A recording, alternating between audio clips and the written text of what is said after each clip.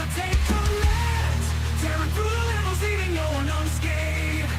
I'm the king of the game and I won't be swayed. But there's something that I need, something to push me higher. Talk show Chris Collab and HenricK, they're on fire. They're watching all the rage quitters, exposing them with pain. They keep it gaming real, that's why they get all my respect from me. Rage quit, Chris and HenricK, don't you ever stop. You're the voice of the gamers, bullet ring rage quitters on the spot. With your wit and laughter, you're the champions we need. Rage quit, Chris and HenricK, you're the heroes of the gaming breed.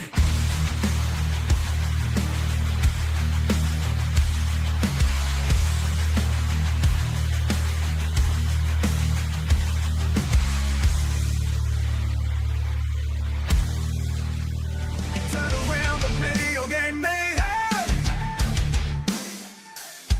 Chris Collins and HenricK, the rat bring the chaos. Gaming news and industry talk, they got it all. Rage quitting, head banging, it's a metal brawl.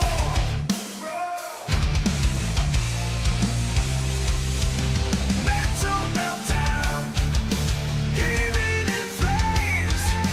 Chris and HenricK bringing the thunderous rage.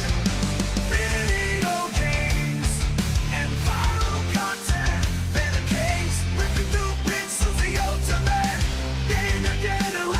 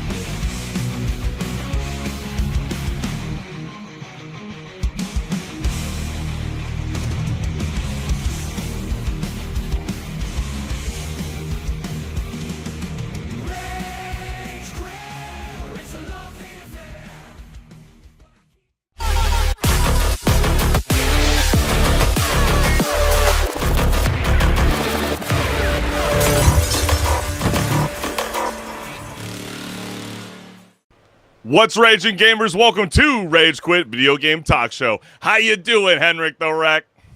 I'm doing great. How about yourself, Chris? Man, everything is good. It's another excellent day. I mean, it's super hot in Southern California right now, so you know what that means. Run up the AC bill and stay indoors and play all things gaming. But before we even start the show with the bang, man, I feel like it's only appropriate to just showcase the image here on screen. HenricK, what is going on? What are we looking at? Yeah, like what are these costumes on these actors? I mean, we got Jason Momoa looking like Timmy Turner from Fairly Odd Parents in the background. Yeah, exactly. You are looking at the first look of Minecraft the movie, also starring the one and only Jack Black, which I'm starting to have a hard time now. This just looks like they just teleported him from his band, The Tenacious D, placed him in Minecraft the movie. Now I'm starting to wonder, are they actually acting in these kind of style of movies anymore? And will kids actually relate to this movie? I'm just hoping it's not the Emoji Movie. I mean, that is a low bar when you're saying compare this to the Emoji Movie, because I mean, man, that is a movie to be remembered for all the wrong reasons. Oh, yeah, absolutely. But, man, we want to thank you guys, the gamers, for always joining us live at 6 o'clock Pacific Standard Time, because if it wasn't for you guys, this show would not be possible. So we want to start off the show with the bang and show you guys a lot of viral content that is circulating all across the globe. So in Call of Duty Black Ops 6, they've added the ultimate troll move, introducing the body shield. So now you can literally hold an enemy hostage as your personal meat shield while talking smack over proximity chat, because I don't know about you, HenricK, but nothing says tactical genius like turning your opponent into a bullet sponge while they beg for mercy. These clips are getting so out of control. We're actually going to show you a PG-13 version, but you can only imagine what others have been producing online. This is new. Please!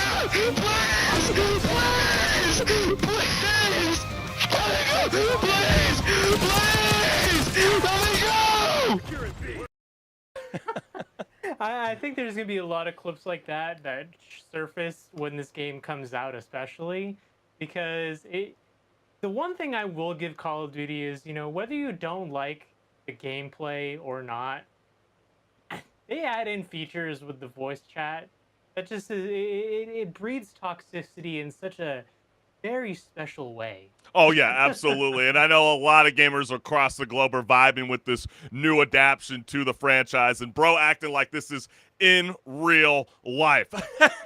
Yeah. You know, you would hate to have that person living upstairs or down below in your apartment complex. Yeah, They're screaming on this end. It sounds like someone's dying upstairs. Literally. I love Treyarch so much for this. Just kind of like what you were highlighting, HenricK. I mean, this definitely does feel like the #1 feature that no one was really calling for, but now most games are probably going to start to copy and paste this in their own video game adaptations. Yeah, they're gonna think, okay, you know what? This might actually be a feature for us to put in our games too. Oh, yeah, so true, man. And they're going to have to relax on the comm bans. Ain't that the truth? Because you're going to see some very X-rated content if you go on Twitter and, you know, on Twitch, I'm sure, when you're watching some of your favorite streamers' lives. But they have gotten very creative with this whole body shield. But if you thought proximity chat in Call of Duty was toxic, just wait until your own teammate starts the antics. So Nick, he is a guy that always likes to be playing Fortnite, and he's making headlines after reporting a player while playing Fortnite with the following clip. So if you thought that could be toxic, you know, does this really warrant being reported on? You be the judge. We're going Tilted Towers. Let's go. Shut your bitch ass up, little nigga. Dude, that is like really dumb, bro. The fact that people say that kind of stuff. Like, that's actually kind of ridiculous, man. Imagine acting tough in a video game in 2024. Grown man talking like that. Like, that's so dumb. Bro. I mean, like, holy crap. I thought Call of Duty was toxic. I'm not gonna lie. I don't even report that conversation. Let's turn it on.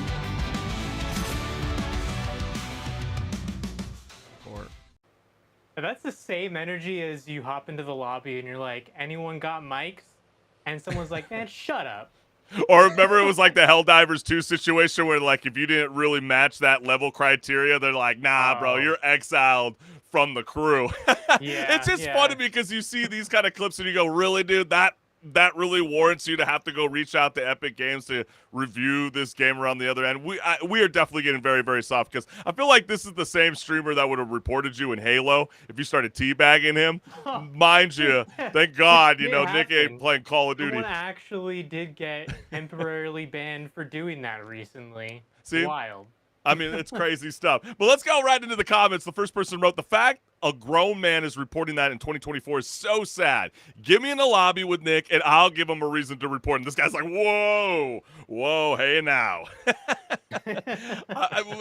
So true, man.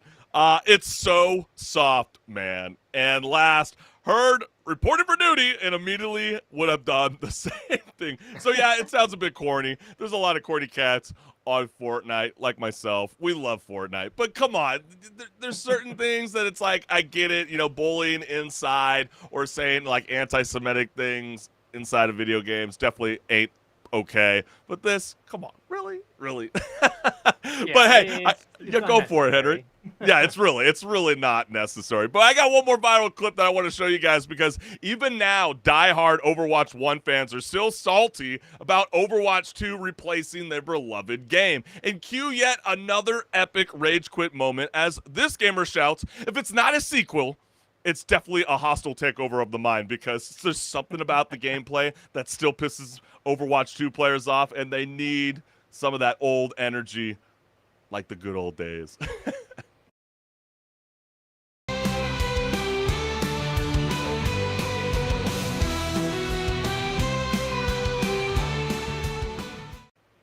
I think he took a page out of the book of Counter-Strike. Why does this You keep know what I happening? Counter-Strike? You know, But what do you mean by Counter-Strike? Striking the counter. Oh, gotcha. Yeah. I mean, absolutely. I see where you play. Your wordplay is excellent, HenricK. I see you. Look at you, Pikachu. People like this shouldn't play video games. You know, it's problematic. That's for sure. You know, there's one thing to get mad sometimes, well, then again, people rage quit all the time. Remember when they had the Wii U? I'm starting to think about that. You know, they had to actually have the wrist strap just so you wouldn't actually chuck your controller at the screen. No more glass desks for that guy. You know, haven't we learned something, gamers? When does glass desk in video game apply? I don't see the correlations there. The next one that we got here is, are you winning, son? Are you sure? Are you winning? Oh, man.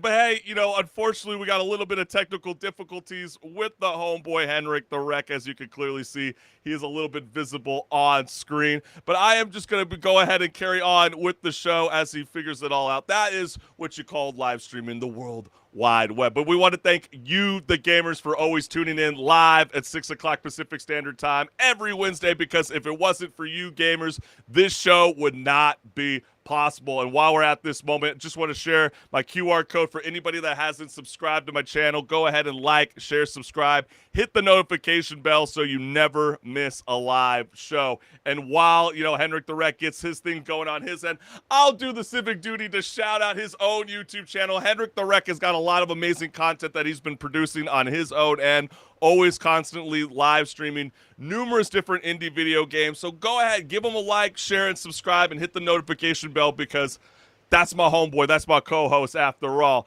And, as soon as he gets in, we will bring him on into the mix. But for now, we are going to keep this show rolling. So, as usual, I would be telling HenricK the Wreck, are you ready to rock and roll? Not necessarily, but he will be joining the show momentarily. But let's go ahead and get this thing on the roll. Let's go.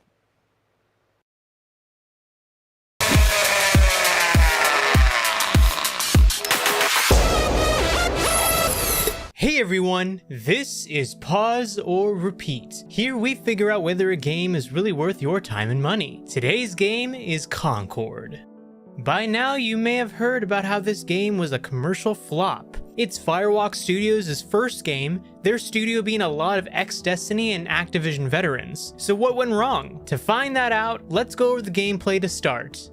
Despite claims by many that the game copies Overwatch, the game only really copies it in the hero shooter aspect. Because yes, you do have to pick a character out of the roster, each with their own abilities just like Overwatch. There are some better suited for leading charges against other teams, those better suited to support, and those meant to disrupt enemy backlines. However, the game modes are not copied from Overwatch. They are instead inspired from games like Call of Duty, with 6 different modes to choose from. Modes can range from their version of Team Deathmatch called Takedown to area control known as Domination in other games. However, the gunplay in Concord attempts its own style while taking some inspiration from Destiny and others. Time to kill is quite high, higher than even Destiny, and also depends on which character you pick. For example, if you pick Lennox, you're mostly using your 2 pistols as opposed to if you pick one off, you are using a minigun style weapon that blows air. There are even movement abilities to roll or dodge out of the way similar to Destiny. Speaking of the characters, how do they fit into the story premise of the game? At first launch of the game, you are presented with cinematics to introduce you to the world of Concord and some of the cast. They are the crew of the North Star, a spaceship, and they have just become free gunners. Free gunners are space outlaws chasing bounties or treasure, and thus the gameplay begins, and the whole premise of each match is rivaling crews facing off against each other. But now the question still stands. Pause or repeat? Hey, what's good, gamers? This is a bit of a unique situation when it comes to pause or repeat. I have been informed by my co-host, HenricK the Wreck, that he is dealing with a bit of a power outage. I'm sure it has to do with this, triple-digit weather that is happening right now in Southern California. But as HenricK the Wreck would tell me, the show must go on, and we are here to discuss Concord, which lets you join the North Star crew and team up with friends online until September 6th, if you haven't found out, when they decided to close recruitment and shut down after just 11 days, proving that the only thing faster than space travel is this game's lifespan. This is just quite an amazing situation that has been unfolding over the last couple of weeks. You know, Concord, which is a game that has now gone into full refunds for all buyers, and they have stopped sales immediately, while the developers actually came out and wanted to let people know that in bunny ears, in all quotes, they're trying to figure out the best path ahead for Concord, as it clearly couldn't garnish at launch over 700 concurrent players. What does concurrent mean? Concurrent means players playing at the same time, in the moment, live. They couldn't even garnish over 1,000 gamers. I mean, think about some of the games that we were trashing in the beginning of the year, like Suicide Squad, Kill the Justice League. One of those games that was being thrashed apart for really just messing up such a beloved, iconic movie IP franchise, which really deviated from the single-player campaign route to go multiplayer in a sense, and then to really kind of add guns onto some of your anti-heroes, which actually don't hold a gun. Like, why is Boomerang, Captain Boomerang holding a gun and not his actual boomerang? That's for another story. But it's just ironic when you hear the developers, including Sony, saying that we are going to be looking for the best path ahead for Concord, which is impressive considering that this game has been in development for 8 years. I mean, apparently it took nearly a decade to realize that they can't compete with free-to-play games like Overwatch. Let's think of another one, Valorant, or let's even think about games like the upcoming hero shooter, Marvel Rivals. And I don't know about anybody else, but when Concord was first being marketed, I don't know if you even saw it because it was probably one of Sony's worst marketing campaigns, but Concord felt like it had one of the ugliest character designs I've ever seen, honestly. And like, you think about such a blockbuster company like Sony, you would wonder, how could something like this drastically go all wrong? I mean, I even saw images that were being released where even Concord had their own specialized PS5 controller that they were selling on the market. Now that seems like an ancient relic. I feel like if you actually own that and never opened it from the box. That might be worth some money later on in the future, because Concord might be right up there as probably one of the worst video game launches ever in the history of video games. And, especially for a game missing its mark when it was supposed to be considered a triple A title. And so I'm wondering how they're feeling now. You start to think about, all the energy that they put out in promoting Concord in Amazon's upcoming video game anthology series. I don't know if anybody's heard about this. It's called Secret Level. It really looks like an amazing idea where they're basically grabbing all your favorite video game titles and giving it a one-off episode.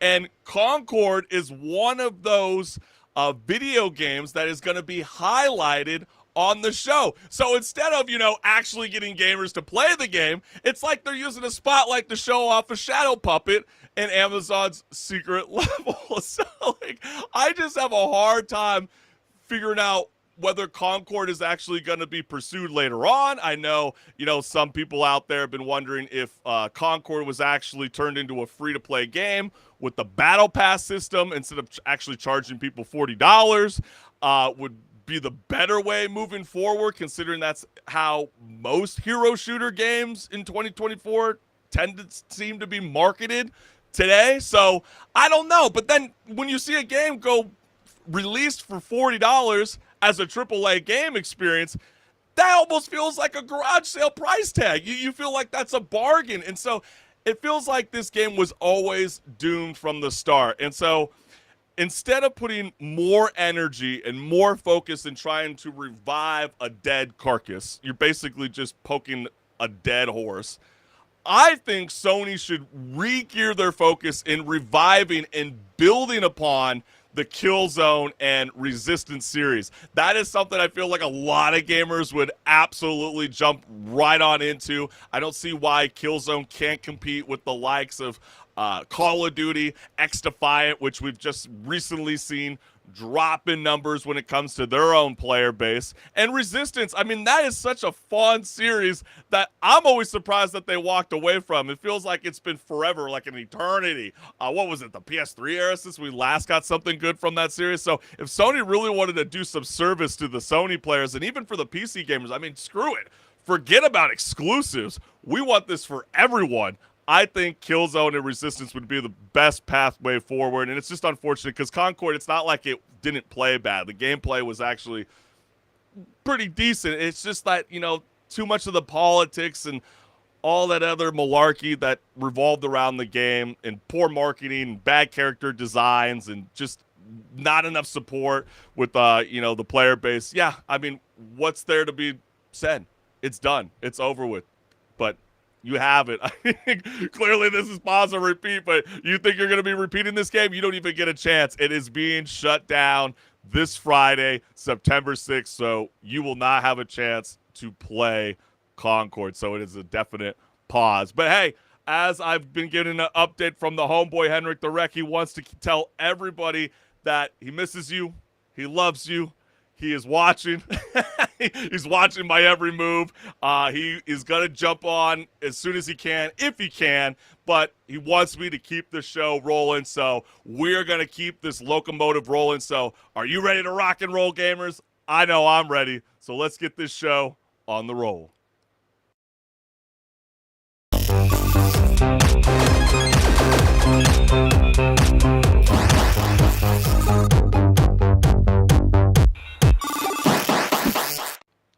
What's good, listeners? Welcome to Patch Notes, where my co-host HenricK the Wreck and I discuss gaming news, industry talk, and so much more. Let's get it. As we dive into the holiday season, the flood of game releases is about to go full tilt. You know it's going to be a killer month for gaming when you start questioning if sleep is even necessary. I know what you mean.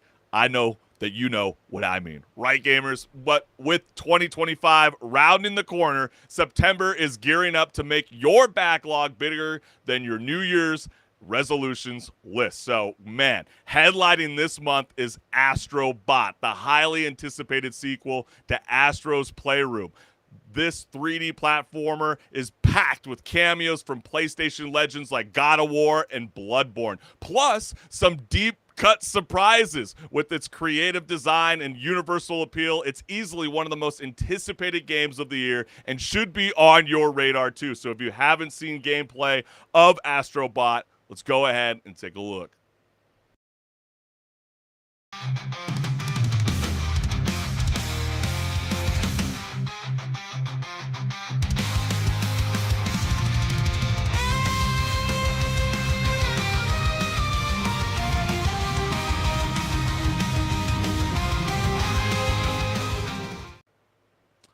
So yeah, Astrobot is a brand new game that is really trying to grab all of Sony's greatest IPs in their video game catalog. Too bad Concord won't be a part of it.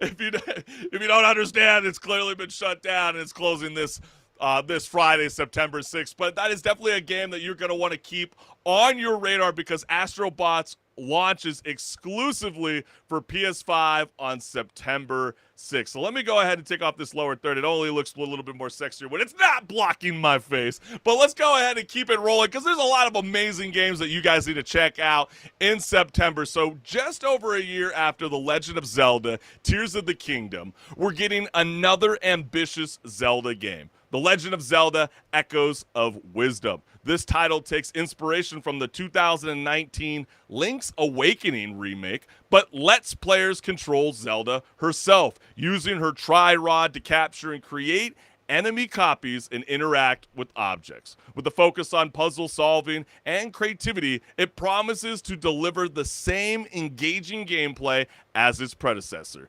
And it's about time, I don't know about how you feel, gamers, that Zelda took center stage as the main character. So let's go ahead and take a look at Zelda Echoes of Wisdom.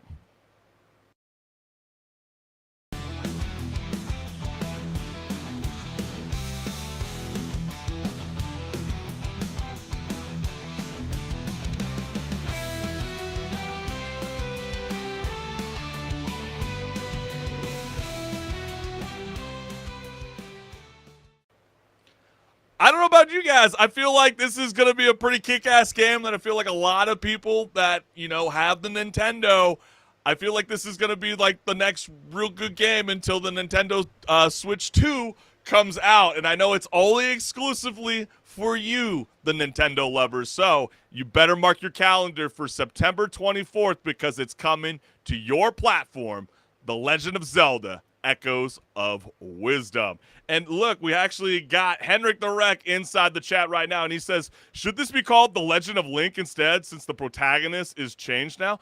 You know, I never even thought of it like that. That's kind of intriguing, but maybe that kind of screws with, you know, the intellectual property of what The Legend of Zelda is all about. Maybe that it has something to do with it, but I never even thought of it like that. That's pretty intriguing. That's a good point, HenricK. But hey, we got one more game that we feel like is like a very, very vital piece that should be in your catalog of gaming because, man, the arsenal that this game is going to bring for everybody, I feel like is going to, the minute it launches, it's going to be explosive on day one. The original Warhammer 40,000 Space Marine is hailed as one of the best Warhammer games ever, and now its sequel is in the hands of the developers behind the sleeper hit World War Z. Using the tech from the game, Space Marine 2 will feature massive hordes of enemies and offer a robust mix of campaign, co-op, and competitive multiplayer modes. And this sequel might just break into the mainstream more than any Warhammer game before it. And if you know what, man, if you guys have never played any of this series, gosh, you might as well just start playing it now because the anticipation for me, it's building up so freaking fast, and I can't wait to show you guys. Oh, look at that. I actually downloaded the video twice. We're gonna oh my gosh, I don't even have the video here ready for us. That is the beauty of screwing things up here live on Rage Quit. Wow, we're having quite the show today. But I would have showed you guys the clip, but man, if you guys are big fans of like Gears of War, you guys definitely want to put this on your radar. It's got such an explosive, I mean, who doesn't like third-person shooters that give you kind of that zombie experience that you kind of feel like you get when you're playing Call of Duty? That's the experiment that you're going to get with this video game, and so much more. And I know this one is a day one with the boys, and expect a pause or repeat. That's right, HenricK the Wreck. I know that everybody should definitely put this on their radar. And Warhammer 40,000 Space Marine 2 launches for PC, PS5, and Xbox Series XS on September 6th. So let's go ahead and move on to the next topic of conversation, because Annapurna and Remedy Entertainment are teaming up to turn Control and Alan Wake franchises into films, TV series, and probably a few things we haven't even thought of yet. They're not just stopping there. Annapurna will also be co-producing and co-financing the upcoming Control 2 video game. That actually gets me so freaking excited, because I feel like I've been calling for this for over a year. I've been wanting to see Control be a TV series, not a movie, a TV series, and it's finally coming true. So, proving if you can't get enough of the game, you might just see it everywhere you look. So, gamers responded to the news with the following. So, let's go ahead and read the first comment. Dope. I have no idea how Remedy keeps securing funding for their games, but protect them at all cost. I mean, their games are extremely good. Alan Wake 2 may have not sold well, but the numbers are going to go up with physical release, and Control did well. Yeah, I mean, that's a good point. I feel like, you know, as Bob Iger once said, once they first partnered up with Epic Games with their $1.5 billion equity stake into Fortnite, they were like, I could not believe the numbers we're seeing with the youth playing video games over television and film. So why not embrace this new visual medium? I think that is such an amazing thing, and I think it's really cool that Remedy is very much close in tie when it comes to the visual video game adaptation of their own product. The next comment that we got here is, seems like a win-win situation. Annapurna is a great partner for Remedy and will end up with more cool projects in the Remedy connected universe. Yeah, there's a lot of opportunities. I think a lot of people kind of forget that, you know, Remedy is the creator of Max Payne. A lot of people have been calling for a remake of the Max Payne series. I mean, shoot, it basically feels like it could easily be a movie today in the year 2024. The next comment we have here, Annapurna is the gaming equivalent of A24 movies, and I love them both so much. The part that interested me is that Remedy still say that they are self-publishing Control 2. My guess is that Annapurna will help fund the game Control 2, and in return, Remedy grants them permission to make Alan Wake and Control multimedia. TV, movie, books, question mark? Seems like a decent trade. I mean, that wouldn't surprise me. I mean, think about all those adaptations that Star Wars has just with their own book publications. Some of them have not even been told on screen as of yet. And edit. Yeah, helps if I read the article. Annapurna will finance 50% of the development budget for the upcoming Control 2 video game and gain the rights to expand the award-winning Control and Alan Wake franchises into film and television. Very, very cool. Let's go ahead and get into the next comment, which I know I got it right here. Here we go, baby. I would love a Control show. Yes, I think a lot of people are starting to agree with me as well. The 422 people that voted up on this man's comment. I mean, I just don't see it working well as a movie adaptation. Control is just too thick of a paranormal theme that being fleshed out in 2 hours, I just don't see it being comprehended well, even with people that are non-gamers. I mean, I think that's one of the beauties that The Last of Us has going on with HBO, is that it's being fleshed out very, very well, where it's staying true to the product of the video game, but also introducing a whole new fan base that, again, wouldn't want to click their pads or use a mouse or even want to use a controller to follow along to this amazing story. But also the person follows up with a new comment from another user. Control would be such a great property to bring back that sort of old sci-fi episodic storytelling, which I kind of miss, which I guess is just Warehouse 13 now that I think about it, but a Control show be more serious and do a better job of interweaving the cross-season arc. Yeah, I mean, everybody's got amazing ideas, and I'm sure that they're listening to all options, or maybe they already have something been cooking up for quite a while now.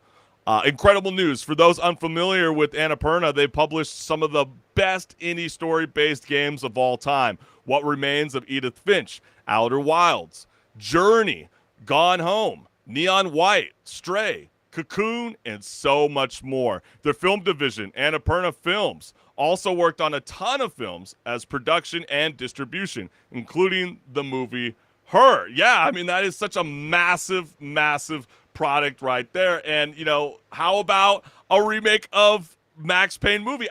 Like I said, Henrik, I'm totally there with you. I think there is a lot of expectations that could be met. And so when you start to think about some of these unexpected projects that, Annapurna and Renemy Entertainment might be able to cook up when it comes to Control and Alan Wake, you start to think, like, what are they going to be able to offer us? I think the biggest thing to kind of let people know, for example, like Control, I think it could be such a beautiful TV show adaptation, because just think about the premise of the video game alone. Control centers on the Federal Bureau of Control, the FBC. It is a covert U.S. government agency dedicated to containing and studying the paranormal activities that defy the laws of reality.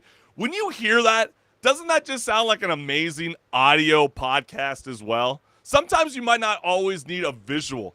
Or what about a comic book? There are so many different ways that you can expand upon an amazing video game that only has one title in the series as of yet. The second one clearly is obviously being co-partnered with Annapurna. So the possibilities are definitely endless. But you know what I definitely feel like is important to let people know is that the news comes as the company Annapurna's latest live-action feature, Night Bitch, starring Amy Adams, is due to premiere at the Toronto Film Festival. And I don't know if anybody's seen, like, the trailers. It definitely feels very, very goofy.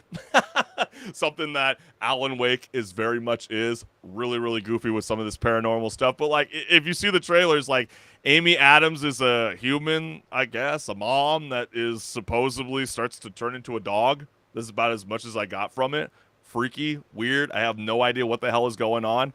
Kind of like Control and Alan Wake series. You have no idea what the hell is going on, but you're in it and you want to keep watching. I feel like this is just a match made in heaven between Remedy Entertainment and Annapurna. Like, I feel like they can really encompass, this whole idea of, the paranormal activity that they like to explore with their own video game titles. And they also are a part of the Prime Video series Dead Ringers. And I think it's really, really cool to see that there's more development that is happening along the way.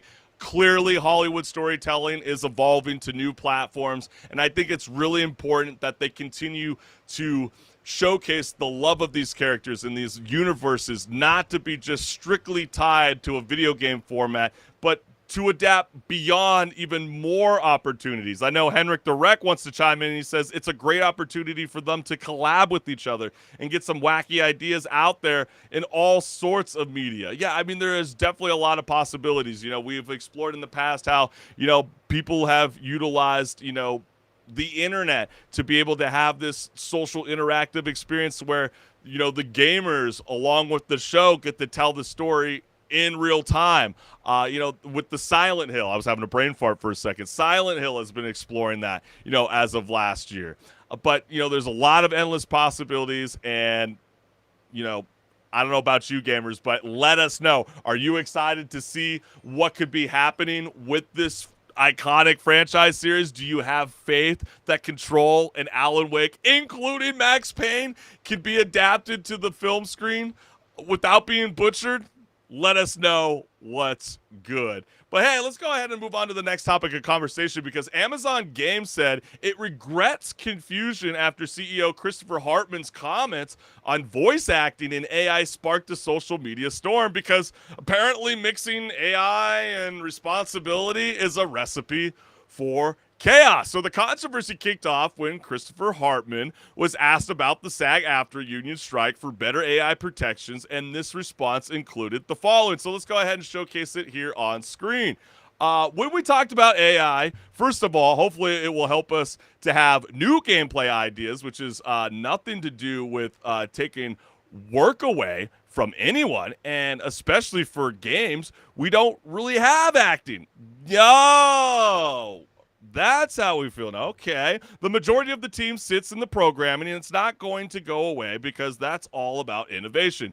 If it takes something, it will be really the boring parts, he said. So, as you can clearly imagine, that didn't really sit well with too many gamers online. And so let's go ahead and showcase some of those comments around the Amazon Games CEO's statement. So I'm going to go ahead and pull up the first comment here live on Rage Quit Video Game Talk Show with the following.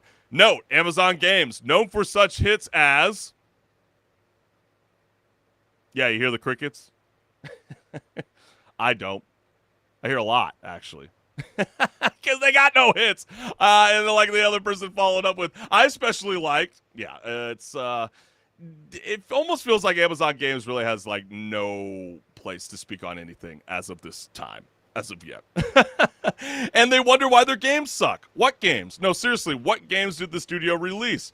The following comment goes, Xbox. So voice acting's not acting? It's not only voice acting, actors and stunt people acting their asses off to bring our favorite characters to life, but shows how little respect the Amazon Games boss has for their craft. The next comment that we got here is, Hartman seemed to understand the sensitivity of this topic. I have got to be careful, end quote, he said. And then he proceeds to verbally shit all over voice actors. Imagine a world where video game characters are all voiced by variants of Microsoft Sam. Yeah, I'd say acting is pretty integral into video games in general. And let's go ahead and read this comment. Oh, good. Another idiot CEO with too much greed and not enough sense. I think that idiot with too much greed and not enough sense is basically the definition of CEO. And last, yep, he was trying to play up the importance of the programmers, which of course makes it worse by minimizing the importance of motion capture and vocal performances. So even in context, he's a twat.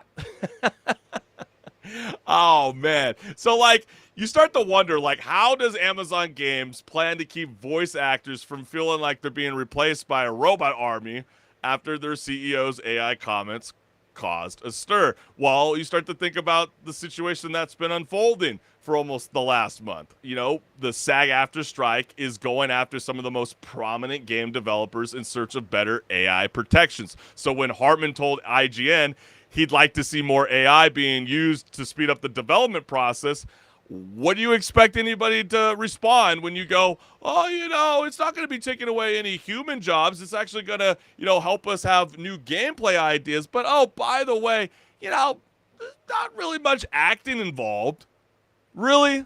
I mean, you start to, you know, lose faith at some of the higher wigs up top when they start to say some of these very moronic statements, especially when we just highlighted, you know, earlier about how HBO has done such a wonderful job with the Last of Us series, which first was captured by the beautiful storytelling of technology brought through motion capture, which, if you don't know what motion capture is, it's basically being in a funny fish suit with a lot of reflector balls all over your body, building a skeleton that's used in a studio rig with very high-end cameras that use red infrared, you know, cameras that, you know, laser point on those reflector balls to build the character model. So when he says there's no acting involved, yeah, there's some video games that don't. But then, you know, there's other games that don't focus on gameplay and just like to focus on only cutscenes, like Concord. But it's just sad when you hear stuff like this, because, you know, I get where Christopher Hartman's coming from. We all understand that AI is not going away anytime soon. I'm actually a very, very big and huge proponent of AI technology. I think it's a wonderful thing. I think it's actually going to improve a lot of things moving forward, like the development process. It's not like it's just Amazon Games that they're the only ones that are going to be pursuing this task. You got to think about the likes of Ubisoft that came out with Ghost Rider AI to help speed up the process of writing script dialogues between some of the NPC conversations. You start thinking about, you know, the likes of, you know, what we're seeing right now with ChatGPT. You're seeing Google's Gemini. You're also seeing Twitter get into the mix with Grok. I guess that's how you're supposed to, you know, pronounce it. There's a lot of, like, very, very massive benefits that will speed up the process, which will, you know, internally, you know, minimize human jobs, but will also hopefully, amplify, more jobs in the future. Maybe video games will actually be produced faster at at a healing rate because after all there's been over 10,000 layoffs just in the year 2024 alone in the video game sector, and that's very, very problematic. And so the overall movement to protect people in the game industry from being replaced by AI is a much, much bigger than any one name. And so when you see, SAG-AFTRA's, latest counteroffer to video game companies, you see that it's already being nearly signed by over 70 developers. And I know the National Association of Voice Actors has gone before Congress with congressional bills such as the No Fakes Act, which would protect people's voice and visual likeness against generative AI.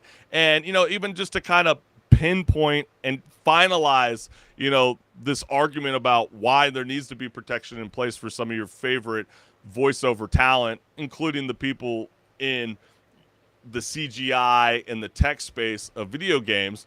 Jennifer Hale, you might know her as being a fumbling alien or a screaming 6-year-old or a superhero who saves the world, but she is a voiceover actor known in Avatar, The Last Airbender, Star Wars, The Clone Wars, Baldur's Gate, X-Men 97, and countless more. And she's basically saying, look, if you use something that originated in our body or our voices, can we please get paid? Because now you're using technology to take away our ability to feed our kids. And one of the very first video game franchises that Jennifer Hale ever worked on was Metal Gear, in which she voiced the female lead of Naomi Hunter. And get this, even back then, that video game grossed over $176 million. You know what she got for 2 sessions? She got a total of over $1,200. And so we all understand in the end that there's a lot of indie game developers that want to find new tools and new opportunities to be able to get their video game to the forefront, far beyond AAA video games, because they can't compete with the marketing money that, these developers and publishers clearly have. But, I definitely feel like when you're in that AAA space, pay the actors. And I feel like this, before you can even pay the actors, there have to be protections along the way first. But you, the gamers, what do you think? Is this the right step moving forward? Did you like what Christopher Hartman said? Does he have any truth to what he's saying? Is there not really any acting involved in video games? Do you skip the cutscenes and you just want to play video games? Let us know what's good. But hey, look, we'll share HenricK real quick. He says, disconnected from reality is all of it is reality. They keep showing that to us. And the comment went for the throat. Yes, you're indeed right, HenricK the Wreck. But hey, I know HenricK would have loved this right now. We're going into a little bit of digging into some Reddit debates that we've been finding online. And man, we were digging deep into the trenches because I know one gamer, he was proposing the idea of, what's the dumbest thing that stopped you from playing a game? And I know there's a lot of things out there, we're basically, I know for, actually, I'm going to have to hold it off. Let's go straight into the comments first before we even start diving into any of what I have to say about that question. So the first comment that we got here is, my friend wanted to play 7 Days to Die with us a few years ago. He bought the game and we tried to play it the next day. He spawned in as we were cutting trees. He came over to say hi, got killed by a fallen tree and said, nah, F this game, logged out and has never opened it again since. You're at fault here. You didn't say timber. That kind of seems a little silly to bounce out from a game, but you know what? Some people don't have the patience. Not my story. It's my friend's. I was playing Super Mario RPG on the Super Nintendo, the S, and it had just come out, and I was loving it. My friend comes into my bedroom window because that's what we did. He sat down, watched the game, and saw a flower dancing and said, flowers aren't supposed to dance. This game sucks.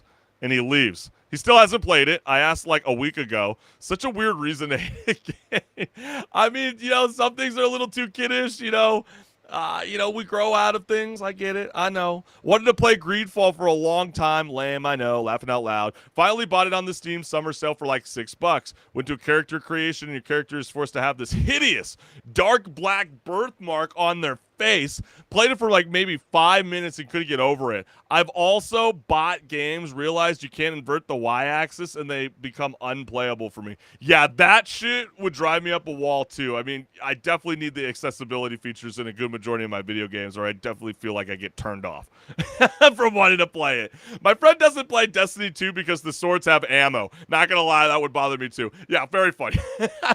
You know, certain mechanics, they might sound creative in the pre-production room, but then once you actually implement it, you're like, this is so freaking stupid. Mom walked in while doing the massage minigame in Final Fantasy X2. Was so embarrassed I turned it off and didn't come back to it for almost a year. At least it wasn't one of those games where you can't last more than 30 seconds. What the hell game are you playing? And last, Dragon Quest XI. I did not like the protagonist's hair.